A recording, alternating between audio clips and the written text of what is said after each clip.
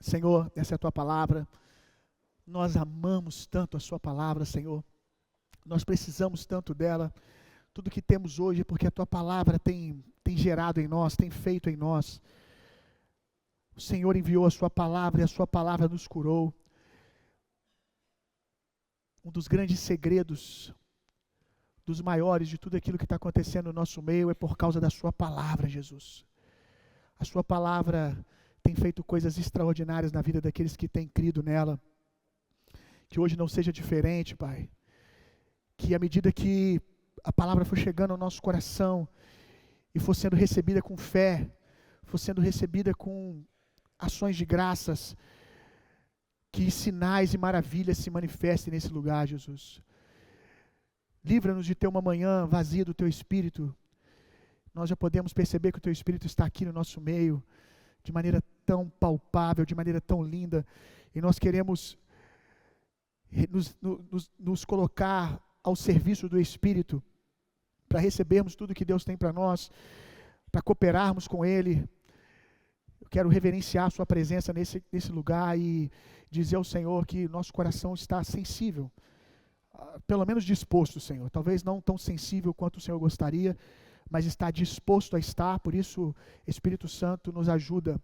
Você que nos ensina a orar, você que nos dá tudo, sem Ti nada podemos fazer, nos ajuda a receber tudo aquilo que o Pai tem para nós por meio da Sua palavra nessa manhã.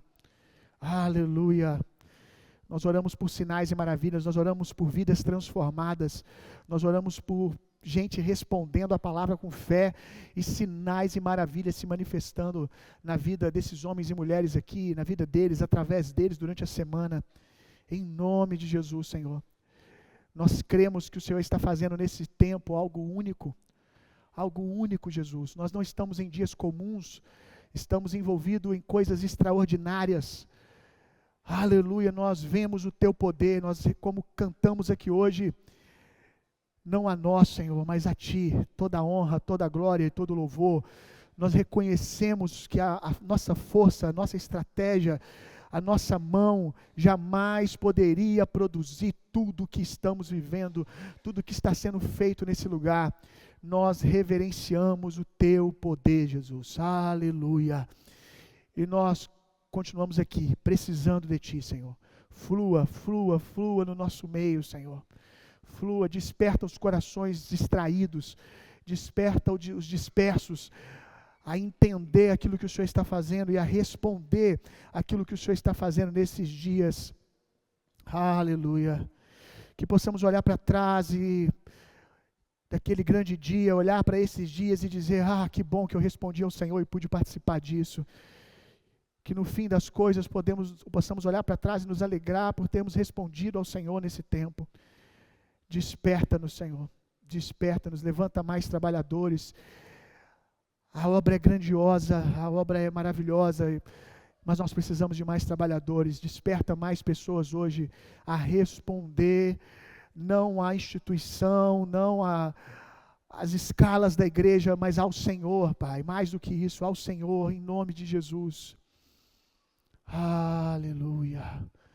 Por revelação, que isso caia no nosso coração, de que o Senhor está fazendo algo especial nesse tempo, Jesus.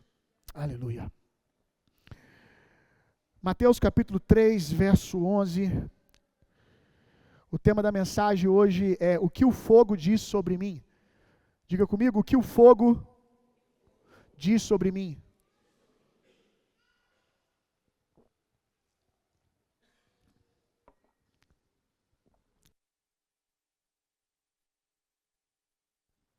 Quantos sabem que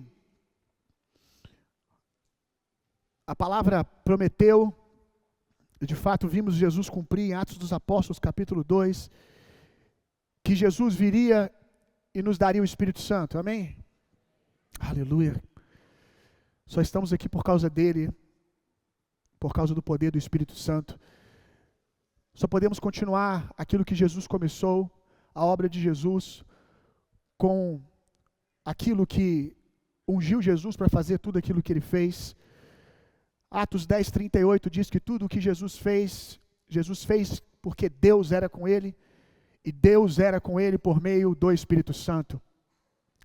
Então ninguém pode fazer a obra de Jesus sem o poder do Espírito Santo. Você pode ajuntar homens, você pode aglomerar muitos homens com muitas estratégias, mas participar da obra de Jesus somente através do poder da pessoa do Espírito Santo.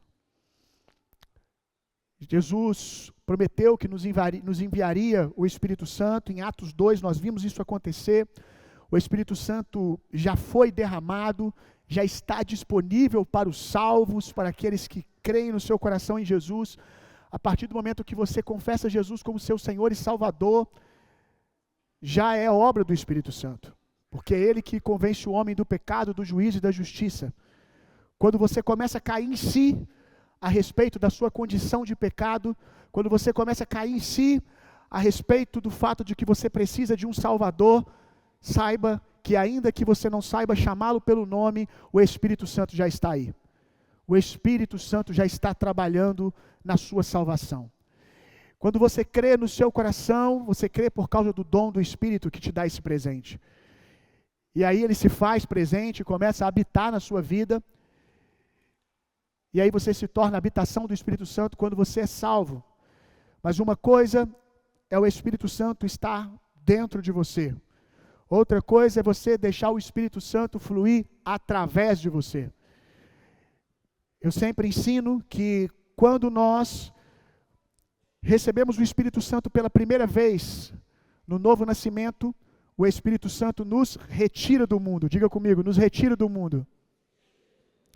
Quando nós recebemos o Espírito Santo pela segunda vez, eu não estou dizendo que ele sai e volta, mas a segunda grande experiência que temos com o Espírito Santo, que a Bíblia chama de batismo no Espírito. Quando o batismo do Espírito Santo acontece, o Espírito Santo nos devolve para o mundo. Diga comigo, o Espírito Santo nos devolve para o mundo. E aí ele nos devolve para o mundo apoderados. Não mais para sermos refém desse mundo, não mais para sermos influenciados por esse mundo, mas para salgarmos a carne, para sermos luz do mundo, para transformarmos o mundo. A oração de Jesus não foi uma oração de pastores covardes que dizem: Senhor, eu oro para que o Senhor arrume um emprego numa instituição evangélica para cada um deles, que todos eles trabalhem numa livraria evangélica, que todos eles tenham um patrão crente, para que eles não se percam, que eles não frequentem a faculdade, que eles não frequentem trabalhos seculares. Eu oro para que eles fiquem só na igreja. Não, a oração de Jesus não foi essa. A oração de Jesus foi: Senhor, não os tira do mundo, mas seja com eles como você foi comigo. Aleluia! Você pode não acreditar em você, mas Deus acredita no Espírito Santo em você. Vou dizer de novo. Você pode não acreditar no seu potencial, você pode dizer: eu não confio em mim, mas Deus confia no Espírito Santo em você. E você precisa olhar menos para você e olhar para o Espírito Santo. Amém? Se você olhar para o Espírito Santo, você vai se encher de ousadia e coragem, porque foi ele que fez com que um homem chamado Pedro, que havia traído Jesus 3 vezes, depois de ser cheio do Espírito Santo, esse homem ameaçado de morte, ele diz: como eu não falarei, como eu não vou falar daquilo que temos visto e ouvido? Podem tirar a minha vida, podem me bater o quanto quiser, mas eu não posso me calar. Aleluia! Por quê? O que é que mudou? O Espírito Santo na vida de Pedro. Aleluia! Que obra grandiosa do Espírito Santo. Então o Espírito Santo nos devolve para o mundo, para impactarmos o mundo. Deus não quer que você fique 24 horas dentro da igreja, Deus quer que você se torne a igreja. Amém? Então, a promessa aqui, em Mateus capítulo 3, verso 11, João está dizendo: eu batizo com água para o arrependimento, mas vem alguém após mim, e nós sabemos de quem ele está falando de Jesus, e ele diz: ele vos batizará com o Espírito Santo. Diga aleluia! Glória a Deus, que boa notícia. Ele vos batizará, ele mergulhará vocês no poder de Deus. Ele vai mergulhar vocês no poder de Deus, ele vai batizar vocês no Espírito de Deus. Só que o texto continua: e com fogo. E com fogo. Alguns, eu não sei porquê, porque fica muito claro para mim, mas fato é que alguns ficam confundidos e acham que o batismo do Espírito Santo nada mais é do que o fogo de Deus nos santificando e nos refinando, apenas isso.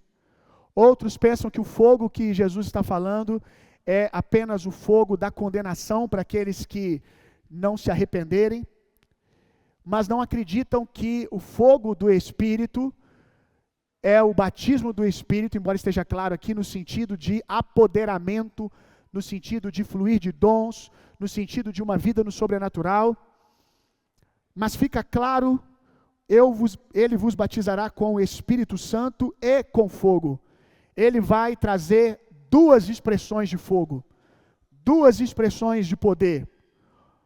A primeira é o que nós falamos aqui agora, o Espírito Santo para nos apoderar e nos refinar, nos transformar.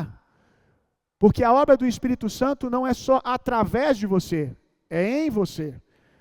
A obra grandiosa do Espírito Santo não é apenas usar você para que pessoas sejam abençoadas, para que Jesus seja canal na sua vida para curar pessoas, libertar pessoas, mas a obra do Espírito é em você, transformando você à imagem de Cristo, santificando você, tornando você um homem cada dia mais parecido com Jesus, formando Jesus na sua vida, formando Jesus no seu corpo. Essa é a grande obra do Espírito Santo, que não exclui a outra, que é nos apoderar para uma vida sobrenatural, para fluirmos como Jesus fluiu, para fazermos as mesmas obras de Jesus. Mas o batismo do Espírito Santo, quando fala de batismo do Espírito Santo, está falando de através e em mim. Se ele só faz através, as pessoas vão ser curadas e depois vão procurar Jesus e não vão achar em lugar nenhum. As pessoas precisam achar Jesus na sua vida. Senão, se você tem só poder para ser através, as pessoas experimentam poder, mas depois se decepcionam, porque elas olham para você e você não tem caráter, você mente, você continua o mesmo falastrão de antes, o mesmo corrupto, o mesmo mentiroso, a mesma adúltera. Então as pessoas precisam ver que esse Espírito que cura, curou você e transformou você. Então nós temos aqui a obra do Espírito, o fogo do Espírito, que é nos apoderar para fazer as obras de Jesus, nos refinar, e temos aqui o fogo. Para aqueles que não se deixarem ser refinados pelo fogo do Espírito, um dia passarão pelo fogo da condenação. Mas não está falando de você, amém? Aleluia! Poder, fogo refinador e fogo destruidor. Toda vez que percebo, isso aí sou eu, toda vez que eu percebo o mover de Deus em minha vida, eu sempre me pergunto o que o Senhor quer destruir na minha vida. Eu acho que é uma pergunta que poucas pessoas fazem quando elas estão tendo uma experiência com o Espírito Santo. Quando eu estou tendo uma experiência com o Espírito Santo, quando eu percebo a glória de Deus num ambiente, Deus se movendo, eu sempre faço essa pergunta. Precisa ser intencional, porque senão você se distrai com o fogo da experiência, com o que você está sentindo, e não se pergunta, e portanto não responde a Deus a respeito do porquê o fogo está tocando você. Por que você está sentindo o poder de Deus? Só para você sentir, só para sua alma ficar derretida, só para você chorar, só para você orar em línguas. Você precisa ter esse hábito. Sempre que Deus está me tocando, eu me pergunto, Senhor, o que o seu fogo quer tirar de mim? Porque eu não quero que fique nada para aquele dia que eu não quero estar lá. Eu não quero que nada fique para o final. Eu quero andar com o fogo de Deus, eu quero ser refinado pelo bom fogo, todas as vezes que o Espírito Santo me visita. Você tem tido o costume de perguntar, Deus, o que o Senhor quer tirar de mim? O que o Senhor, o que o fogo da sua presença, o bom fogo da sua presença quer tirar da minha vida? Quem não se deixar ser purificado pelo fogo, amanhã será denunciado e exposto por ele.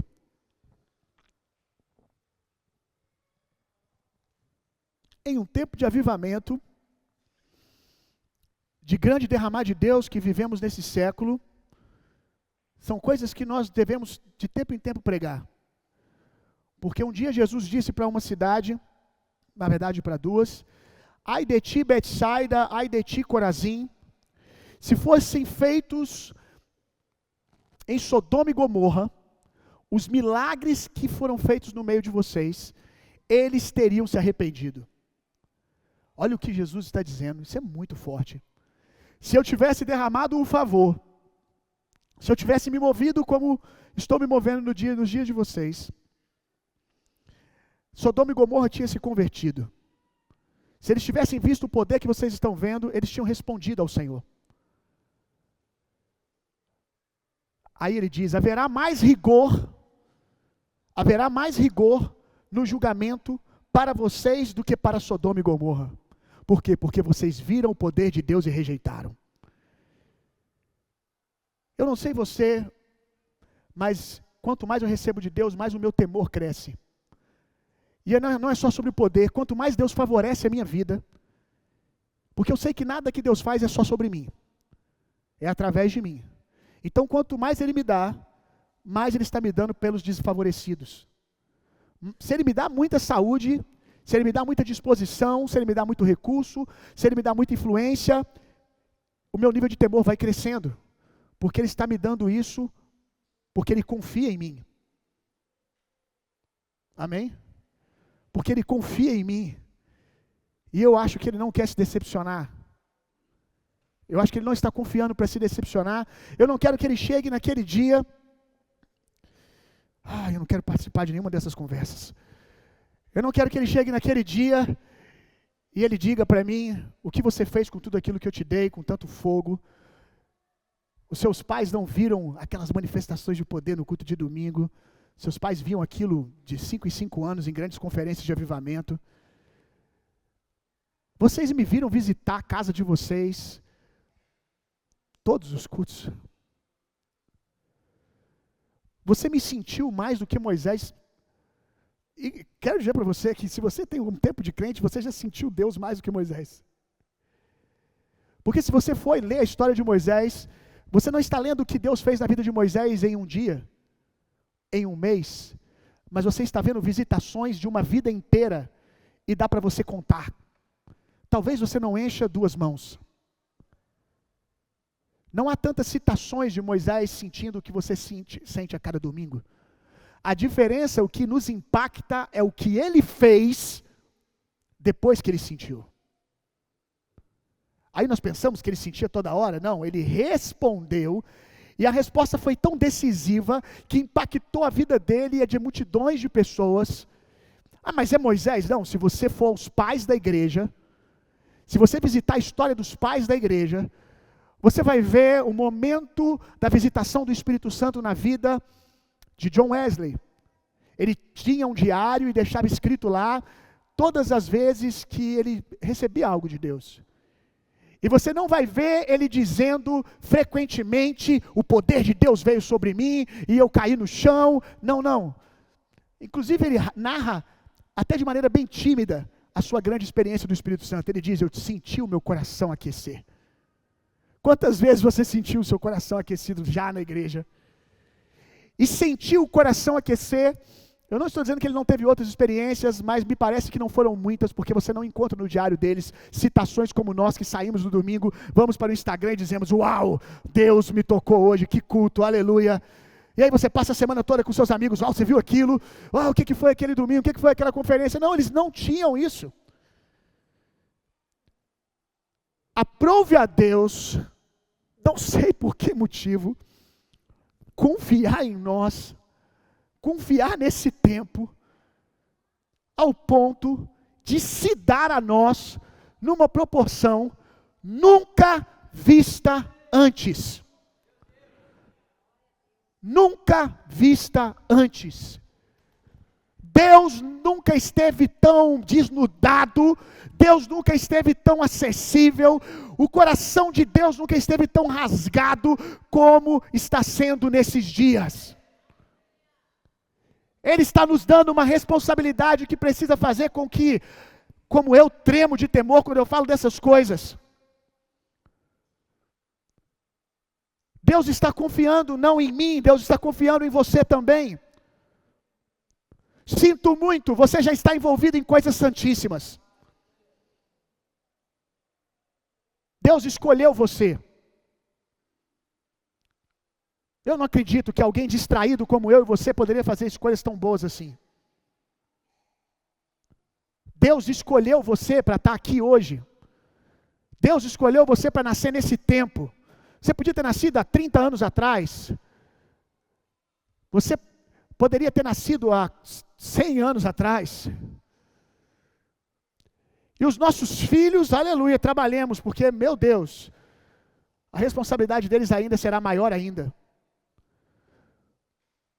Porque eu estou elevando o nível para o meu filho, eu estou dando a minha vida por isso, meu irmão.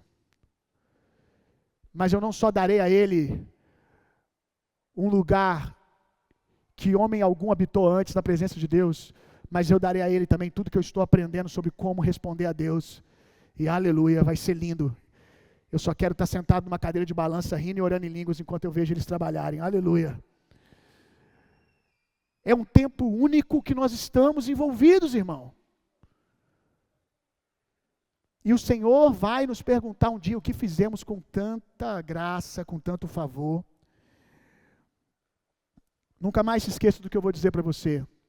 O mesmo fogo que derrete o gelo, endurece o barro. O mesmo fogo que derrete o gelo, endurece o barro. O fogo vem para promover, mas também vem para deixar sem desculpas aqueles que antes poderiam dizer: foi porque o Senhor não fez, foi porque eu não vi o seu poder, foi porque me faltou uma boa igreja, foi porque me faltou revelação da palavra. O fogo derrete o gelo, o fogo derrete aqueles que são quebrantados, aqueles que realmente querem, mas o fogo também endurece e expõe aqueles que na verdade nunca quiseram. Provérbios capítulo 17, verso 3. Estamos lendo Provérbios ainda, amém?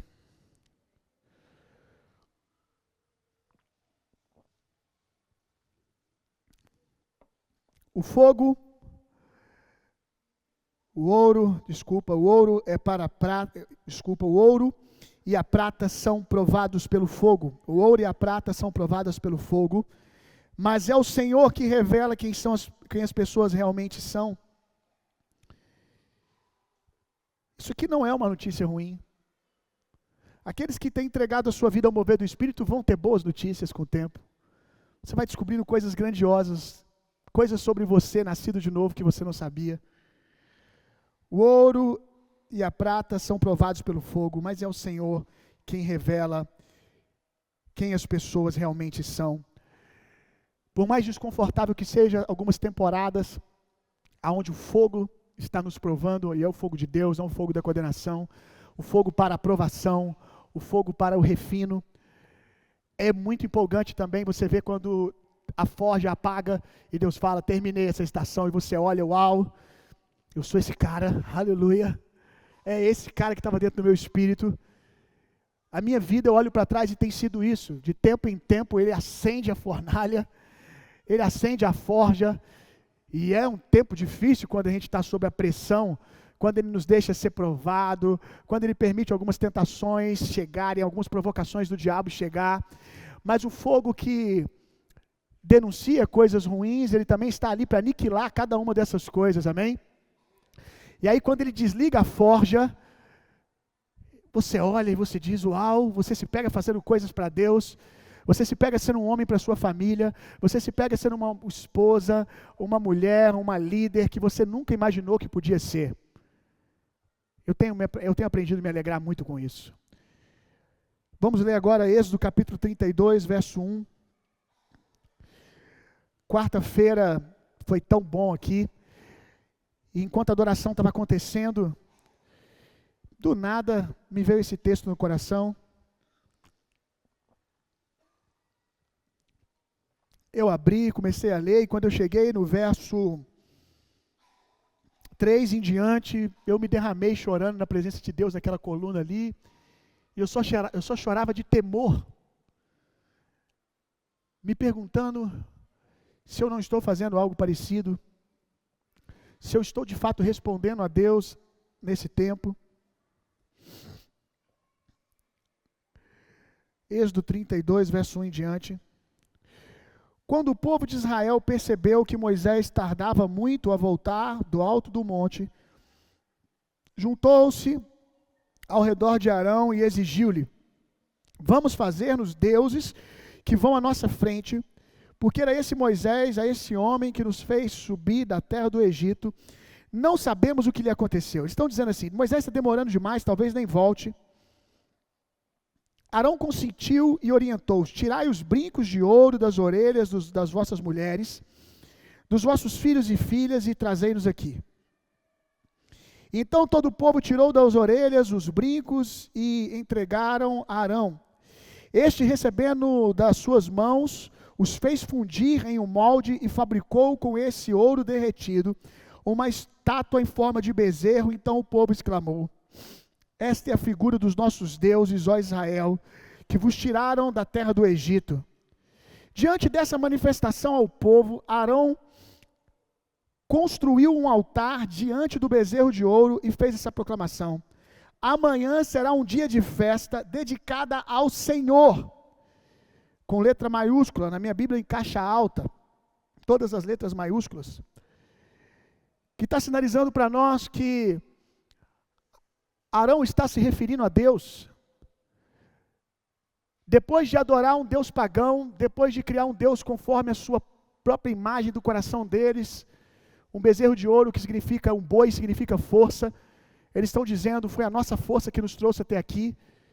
Essa é a imagem que saiu de dentro do coração deles. Toda imagem idólatra fora sai de dentro do homem. Essa imagem que eles colocam para fora, depois de adorar essa imagem, Arão, como se nada tivesse acontecido: amanhã será um dia de festa dedicada ao Senhor. Meu Deus, nos livra disso, Senhor. Que o mesmo Espírito que tem nos apoderado, quando errarmos o caminho, quando pecarmos contra o Senhor, nos convença do pecado, do juízo e da justiça. Que possamos ser homens em constante arrependimento. Que não tenhamos problema de corrigir a rota. Muito melhor seria que depois dessa idolatria, eles tivessem caído de joelho e não fingido que nada tinha acontecido e terem dito: erramos, pecamos contra o Senhor. O culto que prestaremos aqui agora será o sacrifício das nossas vidas, da nossa vontade, da nossa idolatria. Mas não, vamos amanhã e vamos adorar o Senhor, porque a vida continua. Amanhã será um dia de festa dedicado ao Senhor. No dia seguinte, isso aqui, meu Deus, no dia seguinte todo o povo se levantou bem cedo e ofereceram holocaustos e trouxeram sacrifícios de comunhão. Todas as pessoas assentaram-se para comer e beber, e mais tarde se levantaram para se divertir. Meu Deus! O que temos dado ao Senhor depois de tudo que Ele tem feito? O que temos feito depois que pecamos? Temos nos arrependido ou temos batido a poeira no pior sentido possível e continuamos a nossa vida? Amanhã é segunda-feira, amanhã é terça-feira, eu tenho que trabalhar, eu tenho as minhas demandas. Ou então eu vou ali me divertir com a família linda que a palavra forjou, que a palavra me deu, e vou seguir a minha vida. Que Deus nos livre desse lugar em nome de Jesus. Que possamos amar o Espírito Santo, não só o poder que Ele derrama em nós, mas amar a sua voz na correção, porque Deus exorta aqueles que Ele ama. Que nunca percamos essa sensibilidade de nos sentirmos amados. Eu não estou aqui julgando esse povo como se nós nunca pudéssemos entrar nesse lugar de idolatria, porque eu quero dizer para você que a gente entra nele constantemente. A pergunta é se você não vai em algum momento, a pergunta correta não é se você não vai em algum momento se distrair e se pegar adorando outras coisas, colocando outras coisas no trono do seu coração. Eu te digo, você vai, eu vou. Toda a natureza do homem caído é idólatra por natureza. Alguém disse que não fui eu, mas gostaria de ter dito que a fábrica, o coração do homem, a alma do homem, melhor dizendo, porque o coração do homem nascido de novo é o seu espírito, e ele é bom, ele é maravilhoso, mas o coração, a alma do homem, é uma fábrica de ídolos. Você vai fabricar algum ídolo algum dia. Você vai se ver colocando a sua família, que Deus te deu, que você não tinha nada, a mesma família que você já chegou na presença aqui dizendo: Deus, eu desisto da minha família. Minha mulher não presta, meu filho não presta, nada presta. Eu não presto. Eu não quero mais ter família. Aí Deus vem com a sua graça, com o seu poder, te apodera, te dá uma visão sobre o futuro, do que Ele pode fazer na sua vida. Aí você se levanta apoderado, cheio do Espírito Santo, se arrepende do que te cabe e vai trabalhar pela sua família. 5 anos depois você tem uma família maravilhosa, que te acolhe, que quando você chega em casa, recarrega as suas energias, você recebe do favor de Deus através da sua casa, dos seus filhos. E no estalar de dedos, nós nos pegamos colocando a família em um lugar no nosso coração que não deveríamos. O mesmo que estava se perguntando o que eu vou fazer da minha vida. Eu não tenho trabalho, eu não me sinto pronto para nada, eu não me sinto apto nem para ser o funcionário mais raso de uma empresa. E aí o poder de Deus vem, transforma você em um homem capaz, te dá inteligência, como ungiu Bezalel, unge você, te dá capacidade para ser um líder, te dá capacidade para ser um bom colaborador, você começa a se tornar um homem capaz, ao ponto de estar trabalhando num lugar e o outro está te perguntando se você não quer sair de lá para poder ir para lá. As pessoas celebram as suas qualidades, as pessoas celebram a sua capacidade, as pessoas celebram a sua inteligência, e aí você se torna um empreendedor, ou alguém influente dentro da empresa, um bom José. E no estalar de dedos, aquilo que você não tinha, que talvez até queria entregar, dizendo eu não quero mais essa empresa, no estalar de dedos você se percebe colocando ela no altar do seu coração e se esquecendo do Senhor. Você que talvez se via orando, Deus, o que eu vou fazer da minha vida? Qual é o curso que eu vou cursar? Eu não me sinto pronto para nada. Deus te apoderou, você passou na faculdade, você fez um curso, se tornou um bom aluno, depois se formou, e agora, num piscar de olhos, a faculdade começa a tomar um lugar no seu coração que não deveria.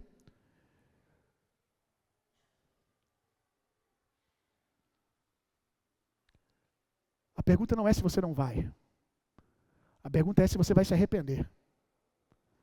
A pergunta é quantas vezes nós estamos dispostos, por amor a Jesus, sofrer a dor da perda. Por amor a Jesus, dizer eu me arrependo, Senhor. Quantas vezes você tem dito ao Senhor, é uma boa balança. De tempo em tempo você precisa entrar na presença de Deus e oferecer o que Ele não está te pedindo. De tempo em tempo você precisa entrar na presença de Deus e pedir, e oferecer o que Ele nem está te pedindo. De tempo em tempo você precisa olhar para tudo que você está construindo e ser capaz de dizer, Senhor, se Tu quiser, está aqui. Eu volto ao início. Eu entrego essa empresa a hora que o Senhor quiser. Eu entrego os meus sonhos a hora que o Senhor quiser.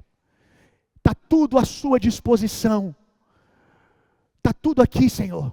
Eu entrego toda a reputação, eu volto lá, estaca zero, se o Senhor quiser. Só não me retire o Teu Espírito. Que nunca nos falte esse coração, meu irmão.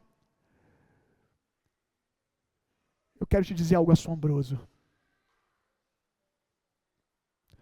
O Espírito Santo usa pessoas perdidas. O Espírito Santo responde o nome de Jesus na boca de pessoas perdidas. Eu curei no seu nome, eu expulsei demônios, eu não te conheço. E ninguém poderia fazer nenhuma dessas coisas se não fosse pelo poder do nome de Jesus. Jesus não chega e diz, foi o diabo que fez. Jesus não diz, foi o diabo que fez. Jesus diz, eu não vos conheço. É possível sermos usados por Deus, porque Ele usou coisas como mulas, por exemplo. Sermos usados por Deus e estarmos distantes da pessoa do Espírito Santo. Um sinal de fato de que estamos andando com o Espírito, não é um milagre que se realiza através da nossa vida por semana, é a constante prática de arrependimento, é um coração que ainda chora na presença de Deus, dizendo, tudo o que eu quero é agradar o Senhor. A grande obra do Espírito Santo é convencer o homem constantemente do pecado, do juízo, da justiça. É você voltar à rota todas as vezes que é necessário. É um coração quebrantado nas mãos do olheiro. Essa é a grande obra do Espírito. Essa é a grande obra do Espírito.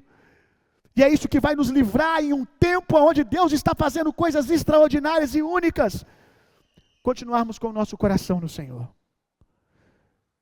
Que depois de levantarmos lugares de idolatria, que depois de errarmos o alvo, não cantemos uma nova canção de celebração e dancemos como se nada estivesse acontecendo. Que ofereçamos ao Senhor uma oração de arrependimento. Aleluia. Glória a Deus, Senhor, não me deixa. A oração de Davi, como nós podemos aprender com esse homem? Não aparta-te de mim o teu espírito. Não retire de mim o teu espírito. Ele não pede, Senhor, não tire os meus títulos, não tire o meu reino, não tire as minhas conquistas, não tire o meu ouro, não tire a minha prata. Ele diz, não tire de mim o teu espírito. Ah, Senhor, que esse seja o nosso coração nesse tempo, temeroso, atento naquilo que estamos envolvidos. Aleluia. Aleluia. Eu quero fazer algumas colocações quando eu li esse texto, antes de chegar no ponto alto, de voltar ao ponto alto, que é o que Deus falou comigo na quarta, que eu estou falando com vocês. A primeira é a reação desse povo, quando eles percebem que Moisés está demorando, eles trazem logo uma solução, eles dão logo um jeitinho humano, sabe? E e essa igreja, mas eu acho que toda igreja que está envolvida no que Deus está fazendo nesse tempo, tem que tomar muito cuidado com isso. Porque o fato de Deus estar fazendo as coisas de maneira muito intensa, muito rápida, não quer dizer que Ele não possa dar uma pausa. E começar a demorar um pouquinho para nos responder, só para saber o que a gente faz quando Ele não vem. Vamos lá? Só para saber se a gente aprendeu alguma coisa. Eu não estou dizendo que Ele vai fazer. Eu estou dizendo que talvez no todo Ele não faça, mas na sua vida você vai viver estações assim, que Deus te coloca num lugar de espera. Nós que estamos tão viciados a provocar o céu e ele descer, nós que estamos tão viciados a cada canção, a casa enche. Será que a gente permanece provocando a presença sem que ela seja tão fácil? Será que a gente é capaz de permanecer no lugar da oração quando nada ouvimos, quando nenhuma resposta vem? Ou a gente vai sair dali criando bezerros de ouros e respostas da nossa cabeça? Ou a gente vai bater a porta, Deus não falou, mas eu falei, vamos lá. O que nós fazemos quando Deus parece estar demorando? O que as nossas mãos têm produzido que revelam que nossa confiança não está no Senhor, mas em nós mesmos? O que nossa mão está produzindo quando Deus começa a demorar um pouco? Saiba que Deus ama o tempo da espera. Deus ama muito. Na verdade, a premiação de Deus não é a sua. A sua é o cumprimento da promessa.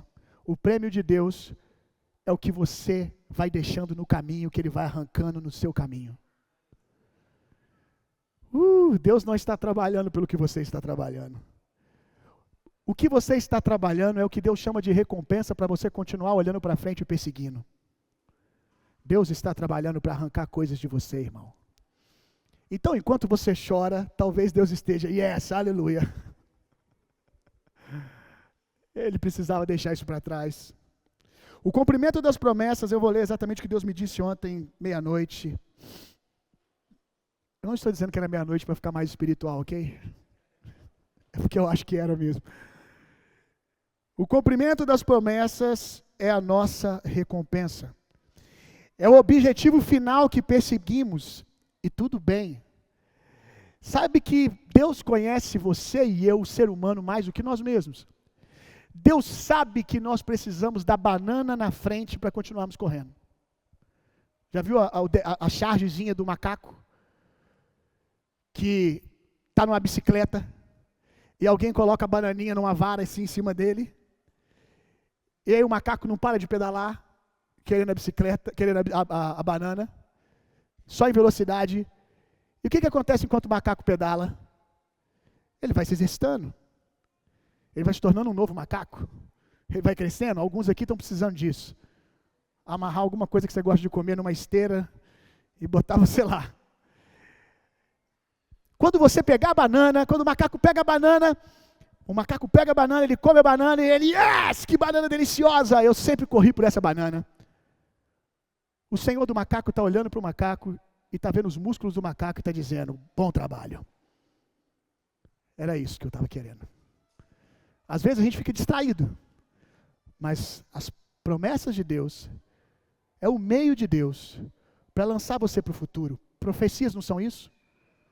Palavras proféticas não são isso? Deslumbres do futuro para que você persiga. Palavras proféticas não são só sobre o que Deus vai fazer através de você, é sobre o você de amanhã. E aí você começa a perseguir isso, desenfreadamente. Davi, quando olha para Golias Davi sabia que ele derrubaria Golias. Ele estava pronto para aquilo. Ele tinha uma história. Ele não foi alguém que burlou espaços de tempo. Ele matou urso, ele matou leão. Ele sabia que estava pronto. E aí Davi, ele sabia que Golias ia cair, que o grande dia dele, da sua ascensão, chegou.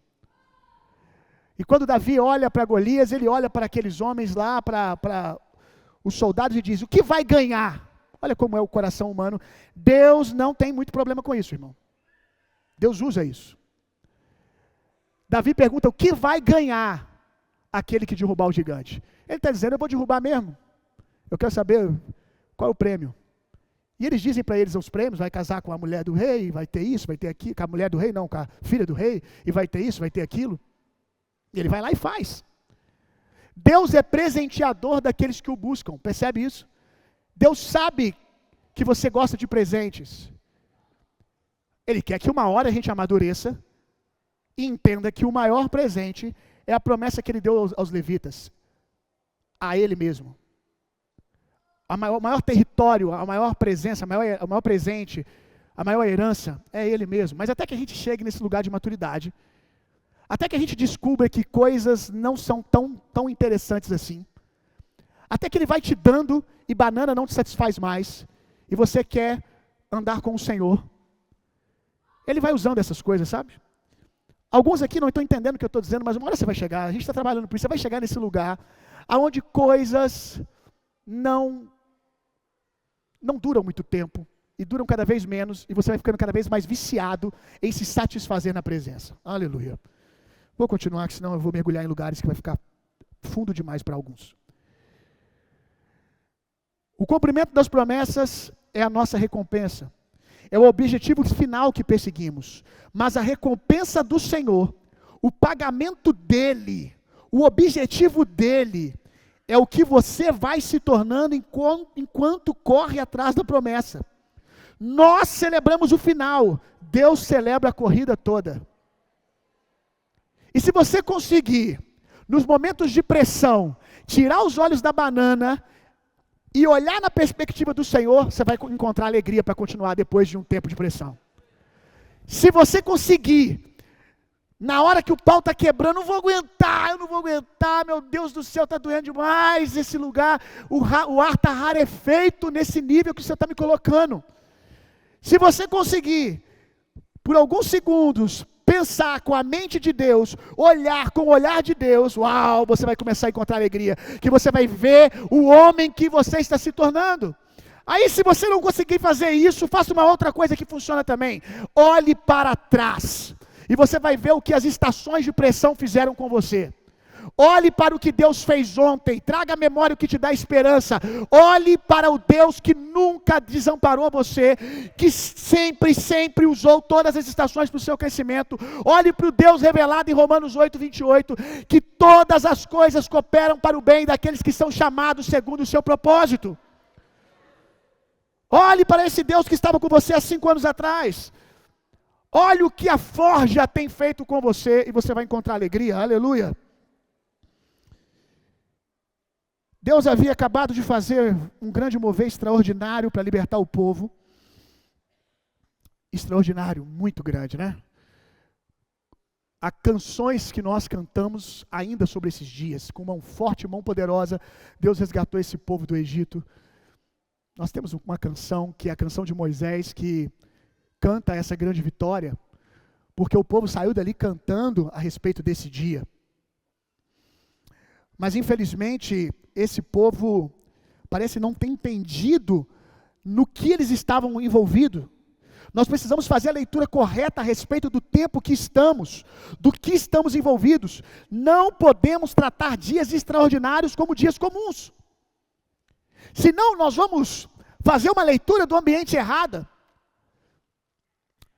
Senão, Ananias e Safiras, que sempre fizeram o que fizeram, vão fazer o que sempre fizeram no lugar errado, depois de Barnabé passar, e vão ter consequências. Nós não podemos ir em um lugar poderoso, de mover de Deus. Olhe para a sua vida, olhe o que Deus está fazendo na sua vida. Sinceramente, Deus fez coisas extraordinárias para me estar aqui hoje. Eu reconheço que Deus fez coisas extraordinárias para me estar aqui. Sem a mão de Deus, eu jamais estaria aqui. Foi o poder dele que me trouxe até aqui. Eu preciso fazer a leitura do que Deus está fazendo no nosso meio, nessa casa, nessa igreja. Senão eu vou agir como alguém que está numa congregação aí. Eu não estou dizendo que são as da cidade. Deus está fazendo em muitos lugares de fora e no mundo. Mas alguém que está numa igreja comum, que as pessoas só estão preocupadas ali em tomar a santa ceia, em ser um crente mediano e morar no céu. Ninguém está preocupado em trazer o reino de Deus para a terra. Ninguém está falando ali de uma igreja que influencia, que transforma a sociedade, que toca uma cidade, que a história vai dizer graças a Deus por aquela igreja que teve aqui em Juiz de Fora. Olha o que eles fizeram, olha o que eles produziram. Sem arrogância nenhuma, mas com convicção acerca do que Deus está fazendo. Muito do que está acontecendo em outras igrejas de Juiz de Fora, não tudo, mas muito do que está acontecendo passa por lugares que nós levantamos aqui dentro ao Senhor. E graças a Deus, e os pastores reconhecem isso, vêm inclusive na nossa conferência, sentam na mesa comigo, sentam na mesa com a gente. A gente está chegando nesse lugar onde estão reconhecendo o que Deus está fazendo aqui, e perguntam como, querem aprender. Vão lá e replicam nas suas igrejas. Algumas replicações são às vezes até engraçadas. Apesar de ser engraçado, nós reconhecemos o esforço de querer fazer igual. Então, nós estamos envolvidos em algo único. Tem coisas que eu não quero dizer, porque eu preciso que você reconheça. Tem coisas que se eu digo, é tolice. Mas tem coisas que se você entende, é revelação do Espírito no seu coração. Tem coisas que se saem da minha boca, a respeito do que Deus está fazendo, que sou quem está pela misericórdia de Deus à frente disso. Parece alto louvor, e de fato será. Então tem coisas que eu não posso e não devo dizer, porque é tolice. Mas as mesmas coisas, quando você entende por revelação, por se localizar acerca do que Deus está fazendo, é revelação do Espírito. Tem coisas que você precisa ver, você precisa olhar e dizer, uau, é um tempo extraordinário, isso não é normal. Eu estou envolvido pela graça de Deus em algo único. E eu quero responder isso, aleluia. No mesmo momento em que um homem está no cume do monte, tendo uma experiência com Deus que marcou a história da humanidade, o povo está na mesma geografia, perdido, agindo como velhos escravos do Egito. Eu não quero ser esse povo, eu quero ser Moisés, irmão. Eu quero ser alguém que está entendendo o que Deus está fazendo e respondendo. Eu não quero estar nos lugares baixos, eu quero estar nos lugares altos. Eu quero estar no lugar da revelação. Eu quero ser alguém que entende, como amigo de Deus, o que Deus está fazendo nesse tempo e responde. Quem não entende o momento que está, no que está envolvido, no propósito, vai se distrair e vai pecar contra o Senhor. Porque vai dar ao Senhor menos do que lhe é pedido. Porque vai dar ao Senhor menos do que Ele espera. Porque nem mesmo entende o que Ele deu. A falta de leitura do momento em que estamos envolvidos nos leva a pecar contra o Senhor. Êxodo 11, 2. Abra sua Bíblia em Êxodo 11, 2 para você entender algo muito importante.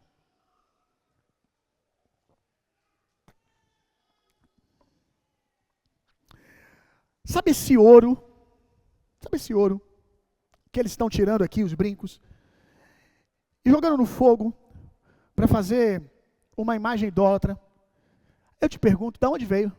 Quantos sabem que eles eram escravos? Eu não sei você, mas escravos, eu acho que escravos não têm ouro assim.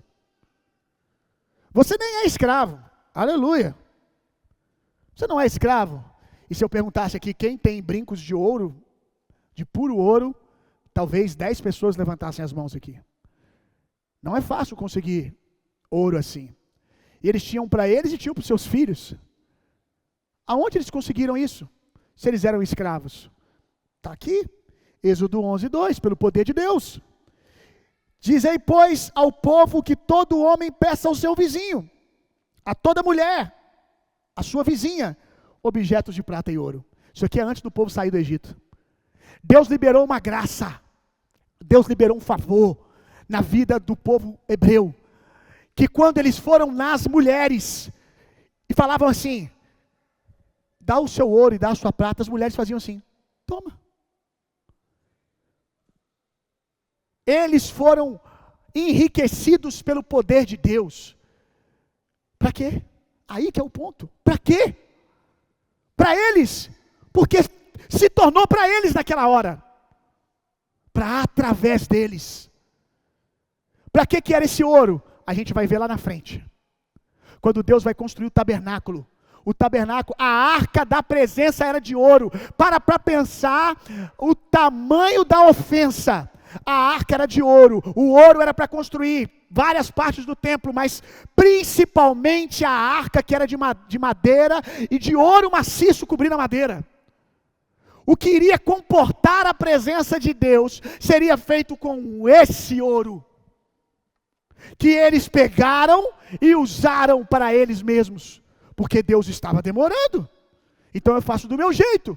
Então eu abro a empresa do meu jeito, eu troco de emprego do meu jeito, eu faço a faculdade do meu jeito, eu namoro do meu jeito. Deus está demorando, então vai esse bezerro de ouro aqui mesmo. E aí você constrói uma namorada onde Deus não construiu nada. Você constrói uma namorada onde Deus não construiu nada, porque Deus está demorando. É porque talvez você precise ser o que Deus te...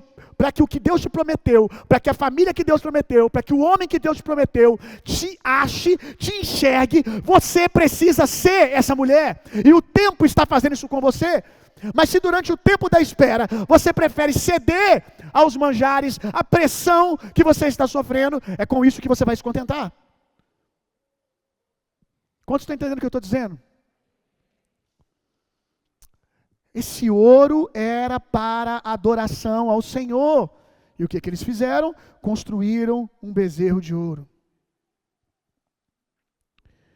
O que me espanta é como eles adoram ao Senhor pela manhã, tendo no dia anterior adorado um bezerro.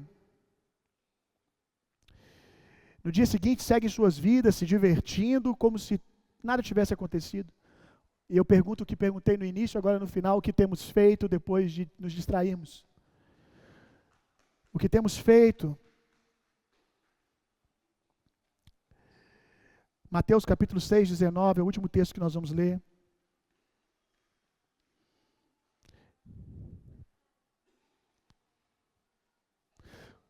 Enquanto você abre, eu quero que você se pergunte como que nós temos gastado o recurso que o Senhor tem nos dado.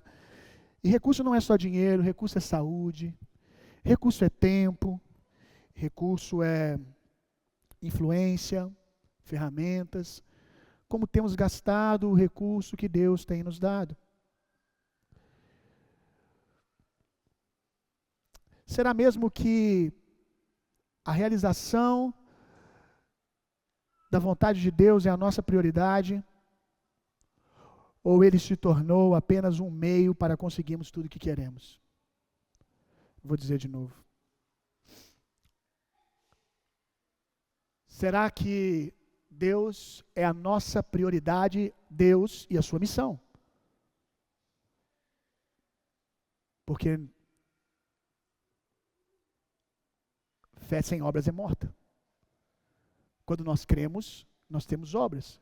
Quando nós cremos, quando Deus é a nossa prioridade, nós estamos envolvidos na missão de Deus. Nós temos obras que revelam que as nossas canções são verdadeiras. Deus é a nossa prioridade ou Ele se tornou um meio para conseguirmos realizar o que nós queremos? Vou perguntar de novo. Deus e a sua missão é a nossa prioridade ou Ele se tornou apenas um meio para que consigamos tudo aquilo que nós queremos? Mateus 6,19. Equipe de adoração pode subir, por favor.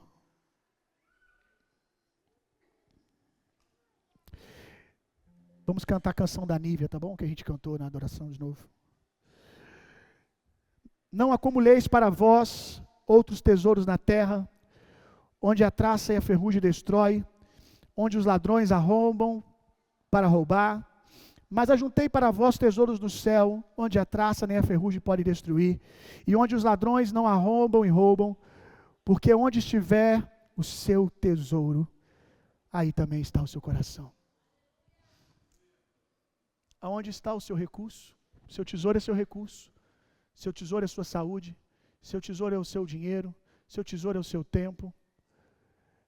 Deus não diz aonde estará as suas canções, aí estará o seu coração. Não. Na verdade, a Bíblia ainda exorta, dizendo que há pessoas que os lábios adoram ao Senhor, mas o coração está distante deles. Desculpa, vamos lá. Os lábios adoram ao Senhor, mas o coração está distante do Senhor. Não são as nossas canções, e temos boas canções, que dizem para Deus de fato o nosso comprometimento, mas a nossa vida, o nosso tesouro, aonde temos colocado o nosso tesouro. Tesouro e coração precisam estar no mesmo lugar. Se vivemos apenas buscando as oportunidades de rendimentos nessa vida, o que nos restará na eternidade? A gente tem aula lá no Gate, lá sobre investimento. A gente não é contra que você saiba como José investiu o seu dinheiro. A gente ensina isso, né? Tem aula sobre isso na igreja. Mas se os seus rendimentos são apenas nas coisas dessa vida, sua expectativa, que a moeda tal está em alta, vou comprar algumas, muito bom, inteligente, muito bom. Eu vou aprender a guardar o meu dinheiro e colocar no tesouro direto, muito bom. Eu vou comprar algumas ações de tal empresa, muito bom, isso é inteligente. É um nível de sabedoria. Mas existe um nível de sabedoria mais alto, que o primeiro não deve excluir esse.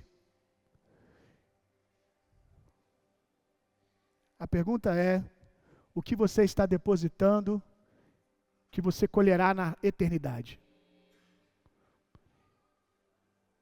E aí, meu amigo, o dinheiro que você compra no Bitcoin,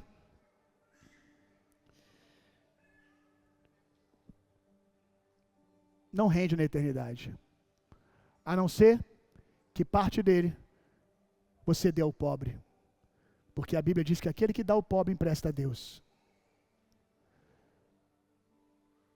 Os terrenos que você compra, na mão de alguém sábio que está fazendo para o enriquecimento do reino de Deus, vamos multiplicar isso aqui para poder financiar mais ainda. Mas não é de alguém que diz, amanhã eu vou fazer, é alguém que está fazendo já. É muito bom. Muito bom, muito inteligente. Nós precisamos de homens administradores que vão botar o dinheiro para trabalhar para a glória de Deus. Aleluia. Mas eu temo que alguns começam bem e depois já começam a deixar essas coisas entrar no lugar da idolatria. E tudo bem se você se arrepender todas as vezes que for necessário. Todas as vezes que for necessário.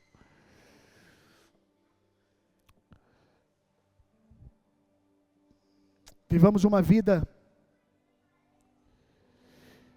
nessa vida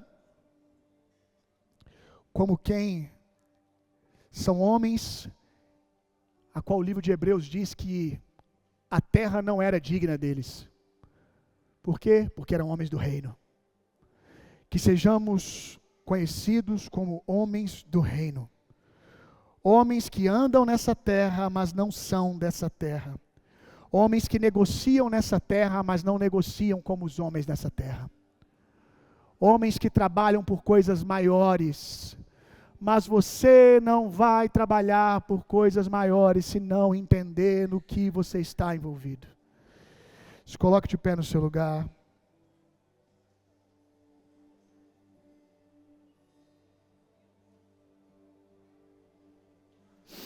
Aleluia. Abre os nossos olhos, Senhor, acerca do que o Senhor está fazendo, quanto tem nos abençoado. Aleluia. Espírito Santo, corrige-nos com a sua presença, refinando cada área da nossa vida. Que aquele coração de menino, que a qualquer necessidade saltava à frente, jogando 5 pães e 2 peixinhos, está aí, deixa eu participar. Não se perca nunca.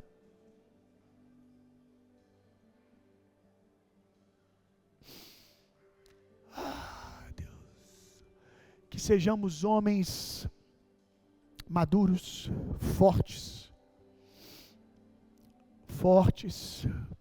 diante dos homens, diante dos ímpios,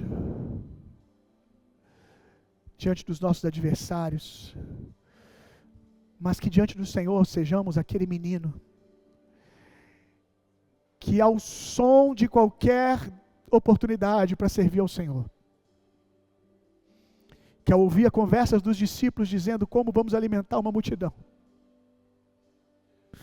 ele salta à frente e diz: eu tenho 5 pães e 2 peixinhos, eu quero participar do que Deus está fazendo nesse tempo. Tudo que eu tenho está à disposição do que Deus está fazendo. Eu como menos para que comamos todos. Aleluia. Dá esse espírito no nosso meio, Senhor. Dá essa natureza para essa casa sempre, sempre, sempre, sempre. Que aqueles que possuem esse coração enriqueçam-os mais e mais. Não só de dinheiro, mas de saúde. Saúde mental, inteligência emocional, revelação espiritual.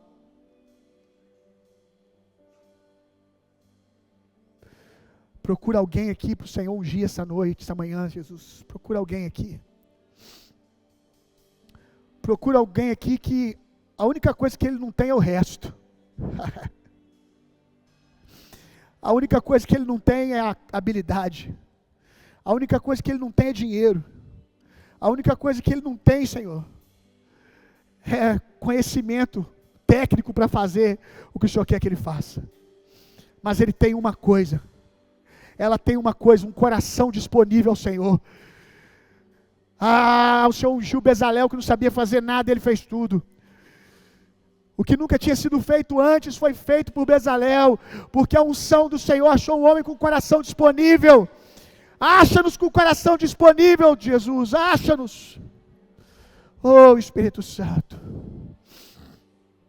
Aleluia.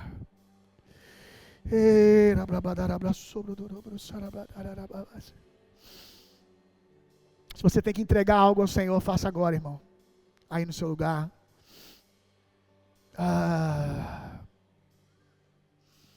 É um bom momento para corrigir rotas, para reafirmar alianças diante de Deus. Reafirma sua aliança no que Deus está fazendo. Ofereça algo ao Senhor, aí no seu lugar. Se você precisa sair do seu lugar também, faça, fica à vontade. Se você precisa vir à frente, fique à vontade. Mas ofereça algo ao Senhor.